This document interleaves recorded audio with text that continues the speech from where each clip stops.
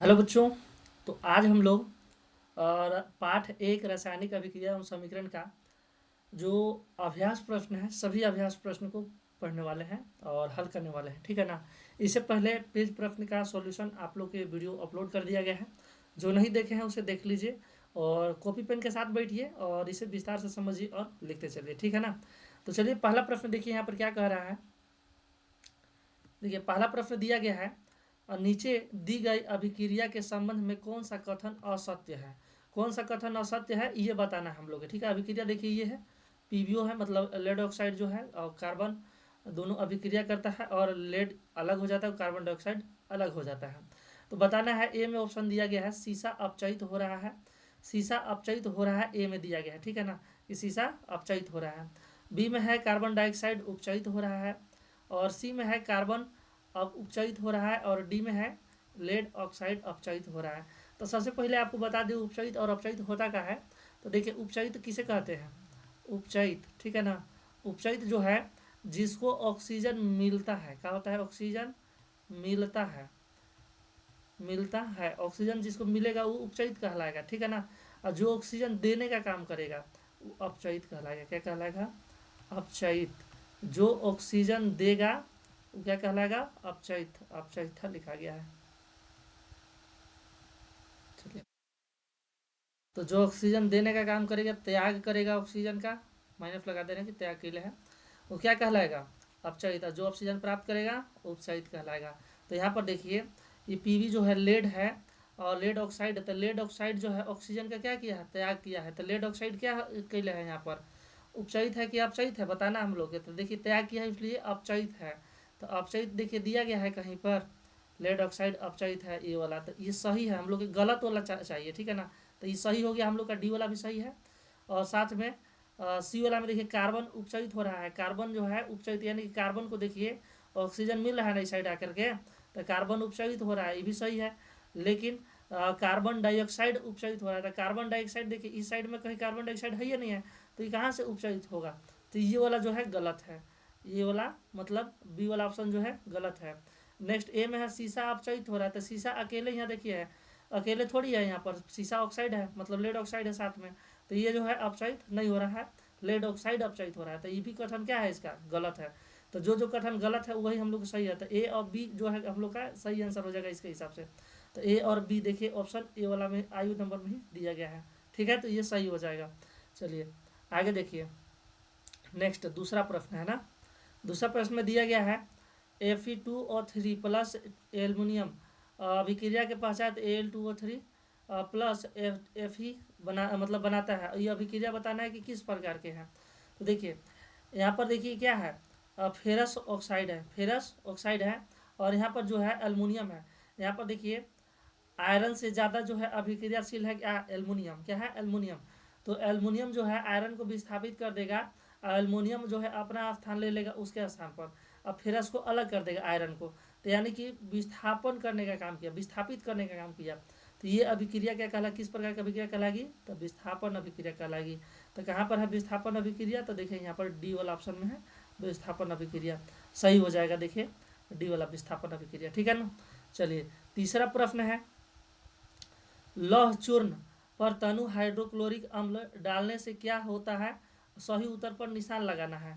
ए में है hydrogen gas एवं आयरन क्लोराइड बनता है और बी में है क्लोरीन गैस एवं आयरन हाइड्रोक्साइड बनता है और सी में है कोई अभिक्रिया नहीं होती है और डी में है आयरन लवण तथा जल बनता है।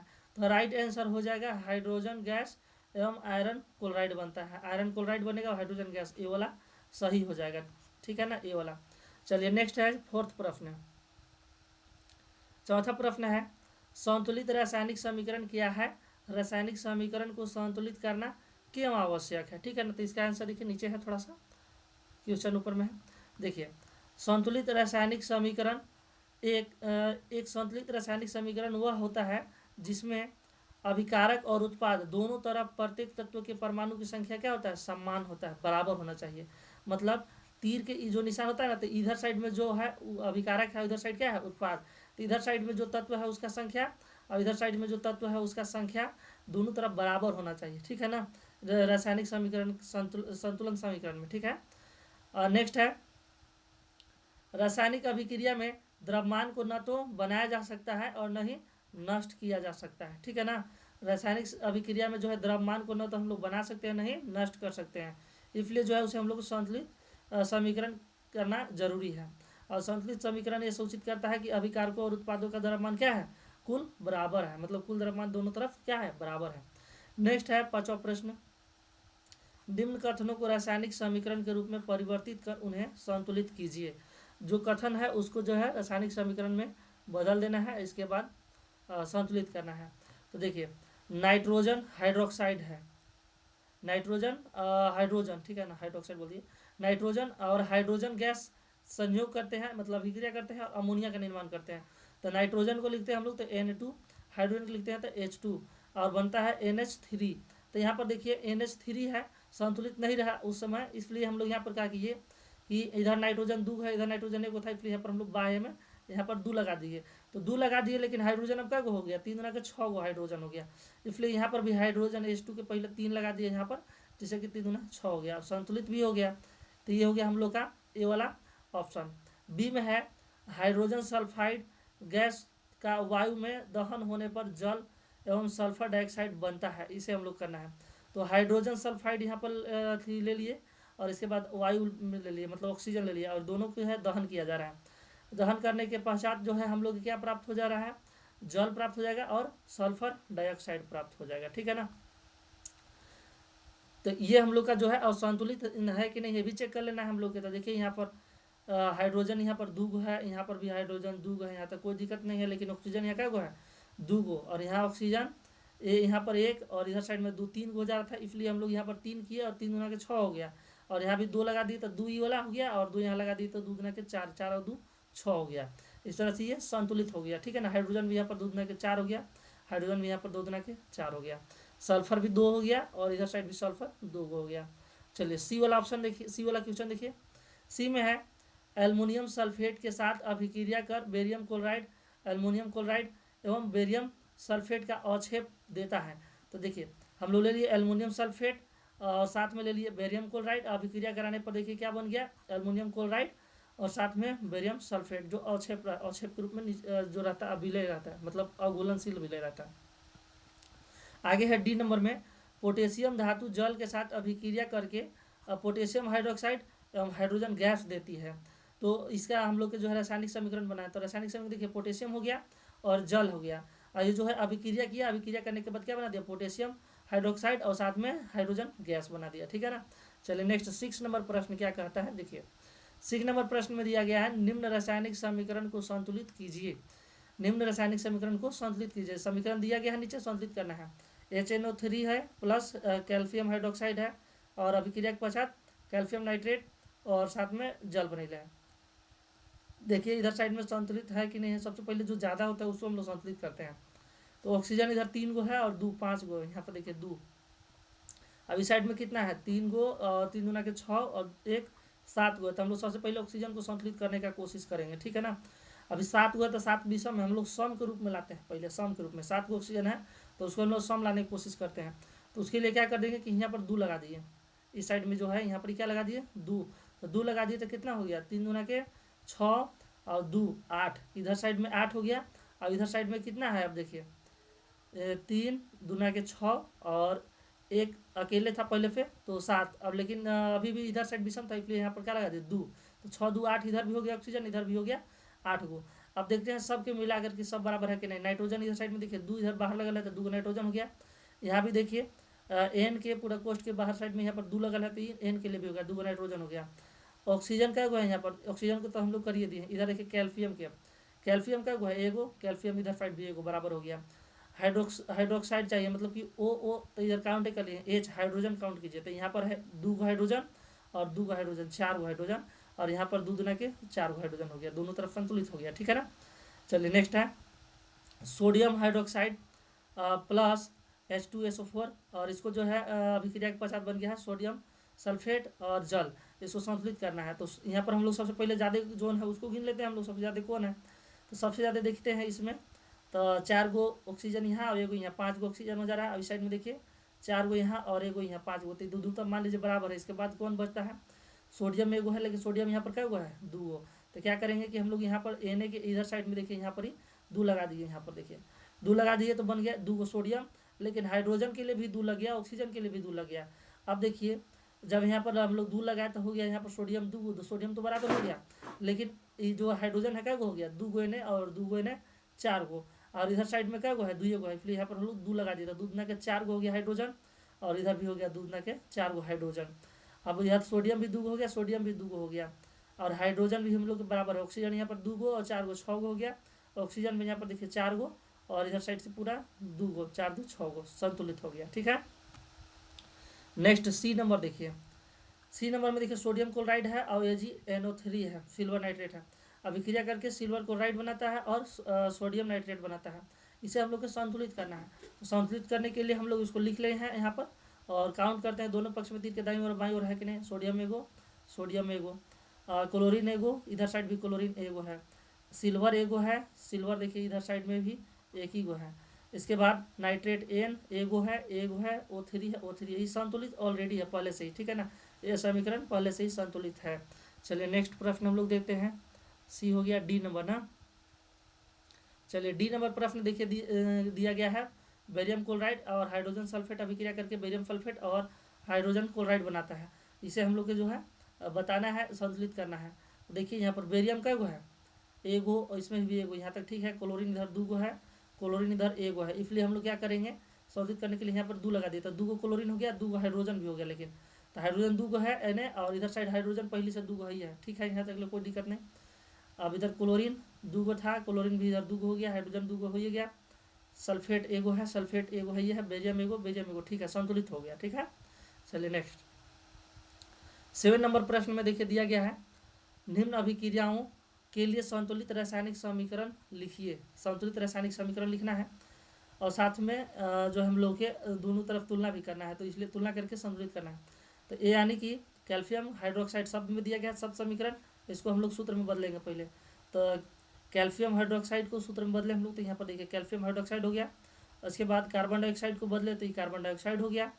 उसी तरह से अभिक्रिया के पश्चात कैल्शियम कार्बोनेट बनल है, कैल्शियम कार्बोनेट हो गया, जल है, जल हो गया। अभी संतुलित है कि नहीं देख लेते हैं, तो कैल्शियम एगो, कैल्शियम इधर भी एगो, हाइड्रोक्साइड यहाँ पर ही एगो है, मतलब कि ऑक्सीजन यहाँ पर 2 गो और 2 4 गो है, इधर साइड में देखिए ऑक्सीजन एगो और यहाँ 3 गो, 3 1 4 गो हो गया, हाइड्रोजन 2 गो, और इधर भी देखिए H2 में 2 गो है, H2O में बराबर हो गया, कार्बन एगो है ने, कार्बन यहाँ पर देखिए एगो है कैल्शियम कार्बोनेट में, ऑक्सीजन कर ही लिए, यानी कि ये भी संतुलित है। ठीक है, बी नंबर में है zinc silver nitrate, zinc nitrate silver, वो जो है हम लोग लिखना है शब्द से, सूत्र में बदलना है, और इसके बाद समीकरण बना के और संतुलित करना है। इसके बाद देखिए जिंक जो है, जिंक हो गया, सिल्वर नाइट्रेट, यहाँ पर सिल्वर नाइट्रेट हो गया, जिंक नाइट्रेट हो गया यहाँ पर ही, और इसके बाद जो है अलग सिल्वर चला गया है।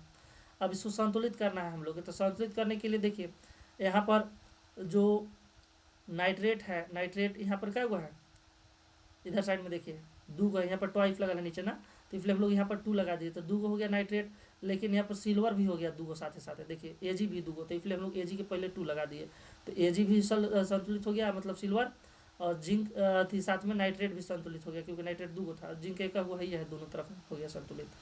चलिए नेक्स्ट सी नंबर में aluminium plus copper chloride, aluminium chloride plus copper, ये मतलब अभिक्रिया के पश्चात जो है ये बना है उत्पाद है, और ये इधर साइड में अभिकारक है, तो हम लोग लिख लेते हैं इसको सूत्र में व्यक्त करके, एल्युमिनियम हो गया और कॉपर क्लोराइड हो गया, अभिक्रिया के पश्चात जो है एल्युमिनियम क्लोराइड और कॉपर बनाइले है।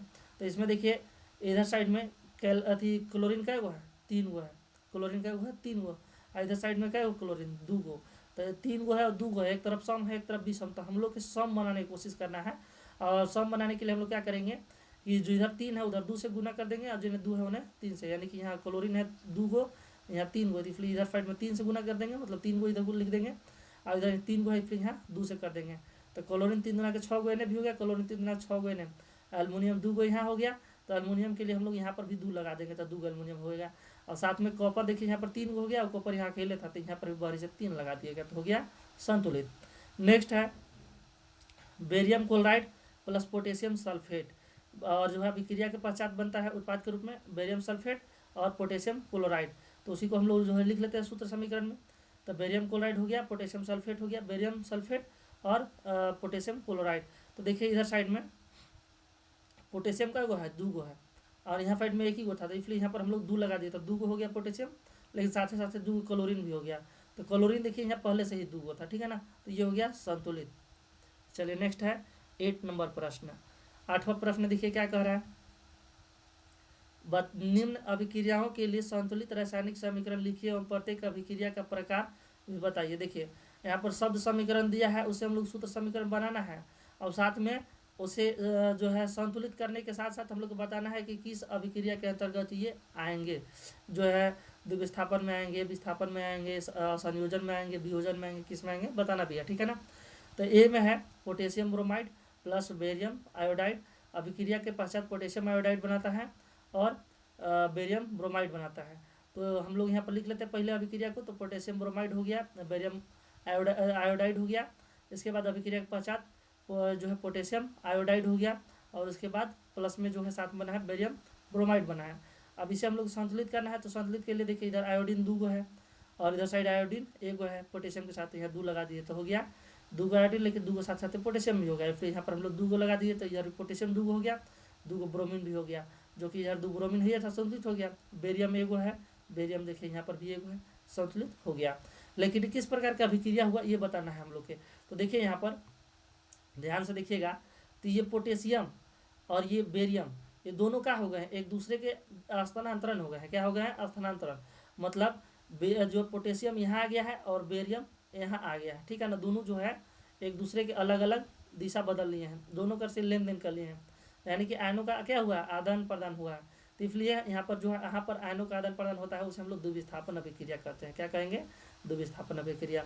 नेक्स्ट चलिए बी नंबर, बी में दिया गया है जिंक कार्बोनेट है और जिंक ऑक्साइड है, और जो है अभिक्रिया जिंक कार्बोनेट है और अभिक्रिया के पश्चात जो है जिंक ऑक्साइड और कार्बन डाइऑक्साइड बनैले है, ठीक है ना, इसको सूत्र में लिखते हैं। तो जिंक कार्बोनेट हो गया, अभिक्रिया के पश्चात जिंक ऑक्साइड और जो है कार्बन डाइऑक्साइड बनैले है, संतुलित है कि नहीं देख लेते हैं। तो ऑक्सीजन 1 2 3 गो है, 3 गो हो गया, कार्बन 1 गो, कार्बन 1 गो, संतुलित है, ठीक है ना, ये संतुलित है। लेकिन देखिए 1 गो था, इधर साइड में अभिकारक है गो है 1 गो, टूट करके 2 गो हो गया, क्या गो हो गया, 2 गो। तो जिस अभिक्रिया में अभिकारक 1 होते हैं और टूट के 2 या 2 से अधिक बनते हैं, उसे क्या कहते हैं, वियोजन अभिक्रिया, क्या कहते हैं, वियोजन अभिक्रिया। तो इस अभिक्रिया क्या नाम हो गया, वियोजन अभिक्रिया या अपघटन अभिक्रिया। नेक्स्ट सी नंबर में है हाइड्रोजन गैस है और क्लोरीन है, और हाइड्रोजन जो अभिक्रिया के पश्चात हाइड्रोजन क्लोराइड गैस बनाते हैं। तो हम लोग जो है इसे समीकरण के रूप में लिख देना है और देखना है संतुलित करके, अब बताना भी है कि किस प्रकार की अभिक्रिया के अंतर्गत ही आएगा। तो हाइड्रोजन के H2 लिख लिए, क्लोरीन के Cl2 लिख लिए, अभिक्रिया के पश्चात बन गया HCl, अभिक्रिया के पश्चात क्या बन गया, HCl गैस, ठीक है ना। अब देखिए इधर हाइड्रोजन 2 गो है, क्लोरीन 2 गो है, इधर साइड में एक है गो था, तो इसलिए यहाँ पर हम लोग बाहरी से 2 लगा दी गुना में, तो 2 हाइड्रोजन भी होगा, 2 क्लोरीन भी, क्लोरीन भी हो गया, दोनों तरफ देखिए बराबर हो गया, तीर के दाहिने ओर भी और तीर के बाएं ओर भी।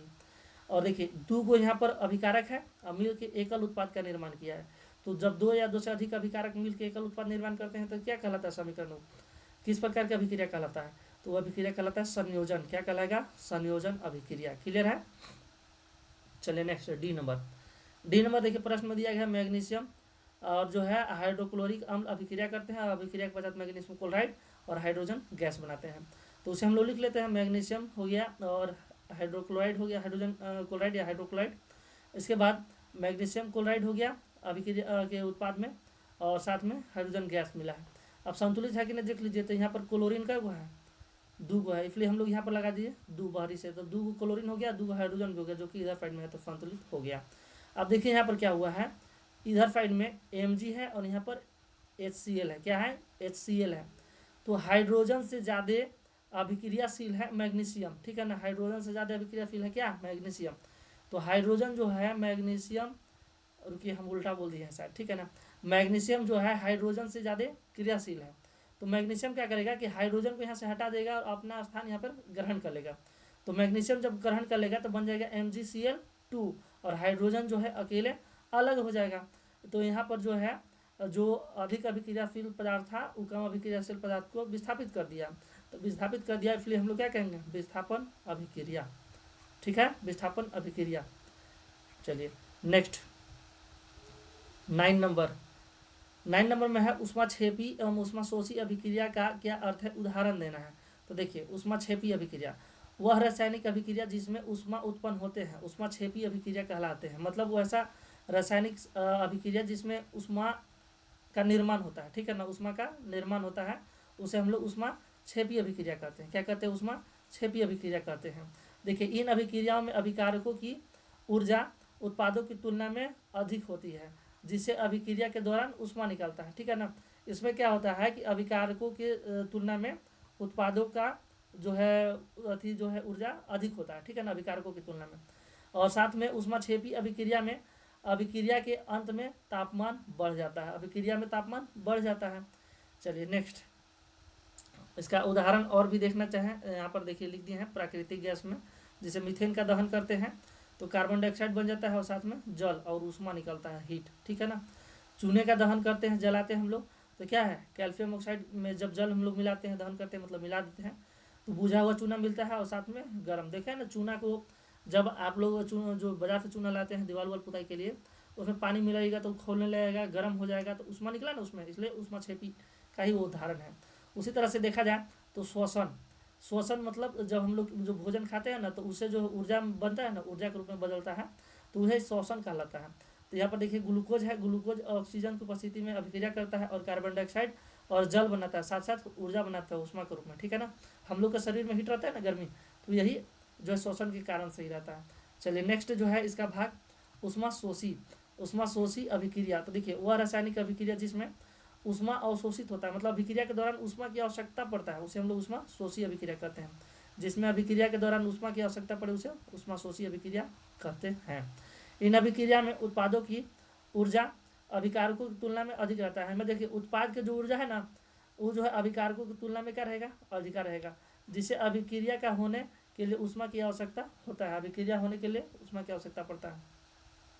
ऊष्माशोषी अभिक्रियाओं में अभिक्रिया के अंत में तापमान कम हो जाता है, मतलब अभिक्रिया के पश्चात जो है ना जो है तापमान ठंडा मतलब कम हो जाता है, कम हो जाता है, ठीक है ना। जैसे देखिए बर्फ़ है, ठीक है ना, क्या है, बर्फ़, H2O है, ठीक है ना, और ये जो है इसको ऊष्मा दे दीजिए बर्फ़ के रूप में, तो ये जो है जल मिलेगा, लेकिन कैसा, ठंडा ठंडा ही मिलेगा, ठीक है ना। उसी तरह से और उदाहरण है, यहाँ पर देखिए पोटेशियम नाइट्रेट है, और ये जो है जल में घुलाएंगे इसको हम लोग, तो मतलब ऊष्मा देंगे, तो ये जो है पोटेशियम अलग बन जाएगा, नाइट्रेट अलग बन जाएगा, जो कि ठंडा रहेगा एकदम।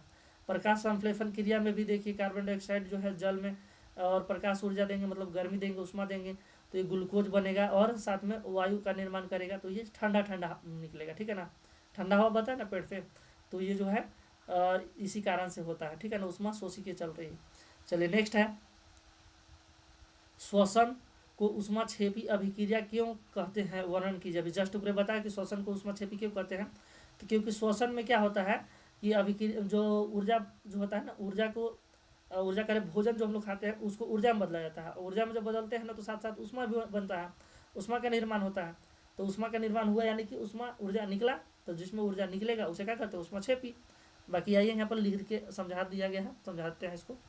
देखिए श्वसन को ऊष्माक्षेपी अभिक्रिया इसलिए कहा जाता है क्योंकि इस प्रक्रिया में ग्लूकोज जो है ऑक्सीजन के साथ मिल करके कार्बन डाइऑक्साइड बनाता है, जल बनाता है, और साथ में ऊर्जा मुक्त करता है, ऊर्जा उत्पन्न करता है, जो कि हमारे शरीर को गर्म रखता है, ठीक है ना। इस कारण से ही हम लोग क्या कहते हैं, श्वसन को ऊष्माक्षेपी अभिक्रिया भी कहते हैं। जैसे यहाँ पर अभिक्रिया के रूप में यहाँ पर देख सकते हैं ग्लूकोज है और ऑक्सीजन अभिक्रिया करके कार्बन डाइऑक्साइड और जल बनाया और साथ में ऊर्जा दिया एटीपी के रूप में। चलिए आगे है वियोजन अभिक्रिया। देखिए वियोजन अभिक्रिया किसे कहते हैं, अच्छा किसे कहते नहीं है पूरा देखिए।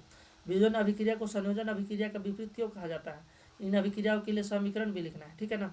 तो देखिए वियोजन अभिक्रिया को संयोजन अभिक्रिया के विपरीत इसलिए कहा जाता है क्योंकि दोनों अभिक्रिया में होने वाली रासायनिक परिवर्तन एक दूसरे के क्या है, विपरीत है। जस्ट जैसे देखिए यहाँ पर संयोजन अभिक्रिया में क्या होता है कि दो गो पदार्थ मिल करके एक पदार्थ का निर्माण करता है, एक उत्पाद का निर्माण करेगा, दो अभिकारक मिलके। जबकि इसी का जस्ट उल्टा देखिए वियोजन में क्या होता है कि एक अभिकारक मिल करके और एक अभिकारक टूट करके और दो गो उत्पाद का निर्माण करता है। मतलब इसमें दो गो मिल के एगो के निर्माण किया, और यहाँ पर जस्ट वियोजन में क्या हो जाता है कि एगो मिलकर एगो अकेले जो है टूट करके दो का निर्माण किया, इसलिए इसको जो है विपरीत कहा जाता है, ठीक है ना। यह एक जुड़ने वाली अभिक्रिया है और यह जो है एक टूटने वाली अभिक्रिया है। सामान्यतः इस रूप में होता है, जैसे कि इसका उदाहरण देख लीजिए संयोजन का, हाइड्रोजन और ऑक्सीजन जुड़ करके जल का निर्माण कर दिए। उसी तरह से यहाँ पर वियोजन का देखिए, कैल्शियम कार्बोनेट जो है टूट करके कैल्शियम ऑक्साइड और कार्बन डाइऑक्साइड का निर्माण कर दिया, ठीक है ना। तो ये हो गया। चलिए नेक्स्ट 12 प्रश्न की ओर हम लोग आगे बढ़ते हैं। 12वां नंबर देखिए, उन वियोजन अभिक्रिया के एक एक उदाहरण समीकरण लिखिए जिनमें ऊष्मा, प्रकाश एवं विद्युत के रूप में ऊर्जा प्रदान की जाती है। मतलब हम लोग को वियोजन अभिक्रिया का उदाहरण देना है जिसमें कि ऊष्मा का भी प्रयोग किया जाता है और प्रकाश का भी और विद्युत रूप का भी, विद्युत रूप का ऊर्जा, ठीक है ना। तो देखिए ऊष्मा के द्वारा समीकरण में देखिए कैल्शियम कार्बोनेट है और इसमें हम लोग यहाँ पर दे दिए ऊष्मा, क्या दे दिए ऊष्मा। तो जो है वो टूट करके क्या बन जाएगा, कैल्शियम ऑक्साइड और कार्बन डाइऑक्साइड गैस बन जाएगा, ठीक है ना। कैल्शियम कार्बोनेट को जब हम लोग गर्म करते हैं ऊष्मा देते हैं तो कैल्शियम ऑक्साइड और कार्बन डाइऑक्साइड बन जाता है, ठीक है ना, वियोजित हो जाता है। यह भी उसमें वियोजन अभिक्रिया का उदाहरण है। आगे हम लोग प्रकाश वियोजन अभिक्रिया को देखते हैं हम लोग। चलिए तो देखिए समीकरण है सिल्वर क्लोराइड और इसमें जो है प्रकाश पड़ता है तो सिल्वर अलग हो जाता है, क्लोरीन अलग हो जाता है, ठीक है ना। सिल्वर क्लोराइड जो है सूर्य के प्रकाश में रखने से अलग हो जाता है और क्लोरीन गैस के रूप में अलग वियोजित हो जाता है।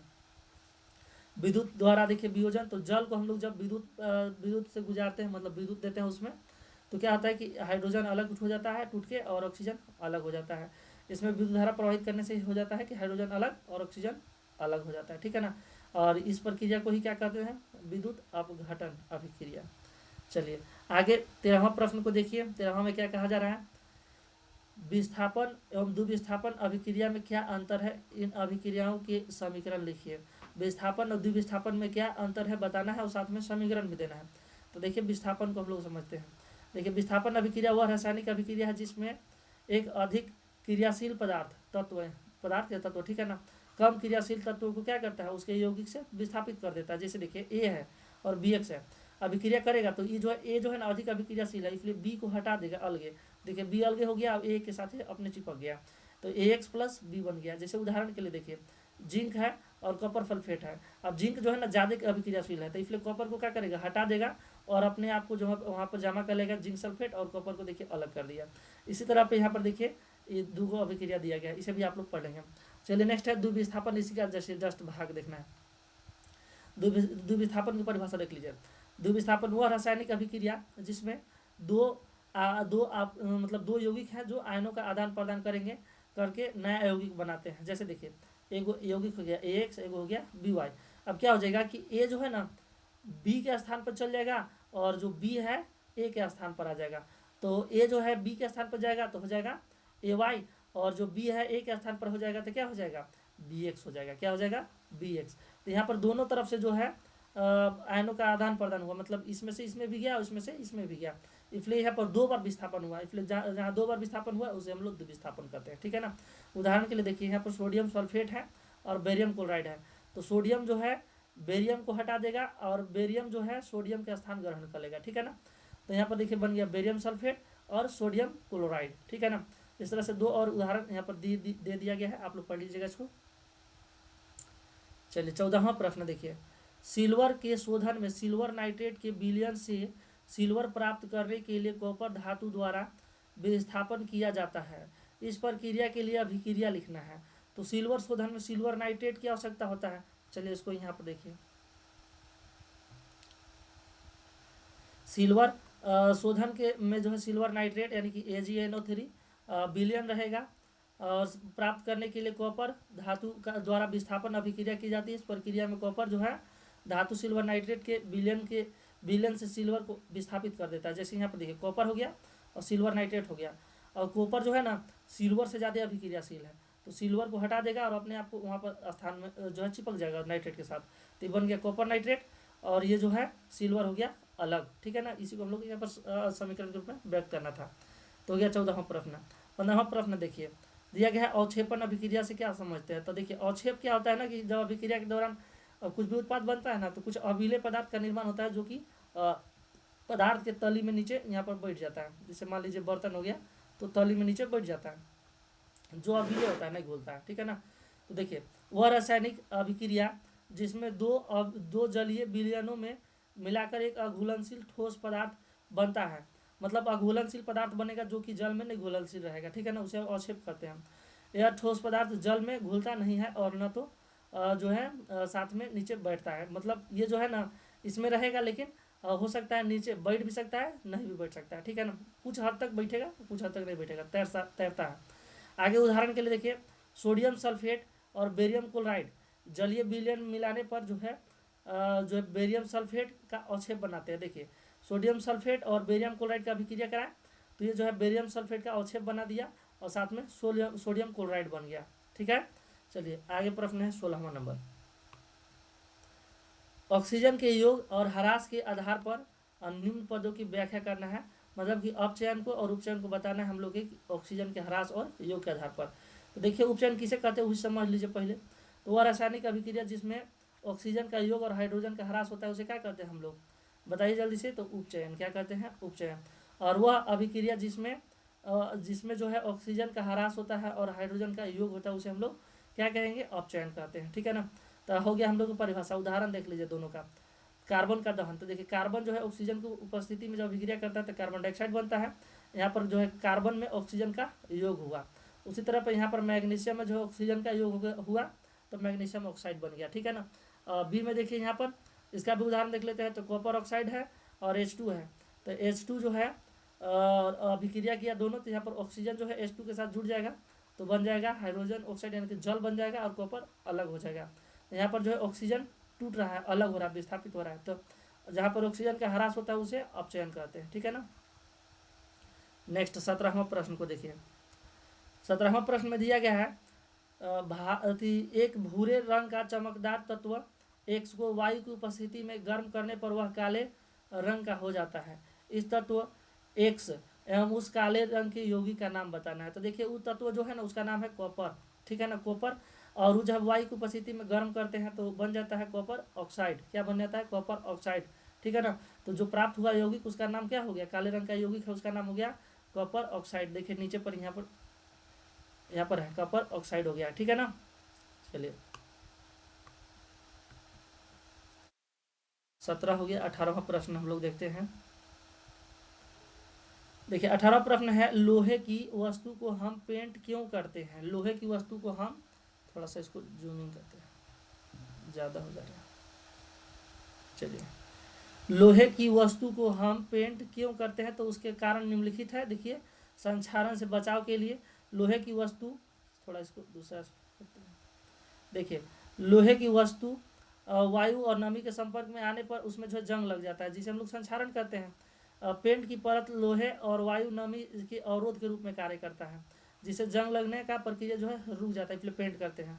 दूसरा, यह जो है वस्तुओं की जो है आयु को भी बढ़ा देता है। जंग लगने से वस्तु कमज़ोर हो जाता है, जल्दी खराब हो जाता है, जो कि उससे आयु को जो बढ़ा देता है यदि हम पेंट कर देते हैं तो, ठीक है ना।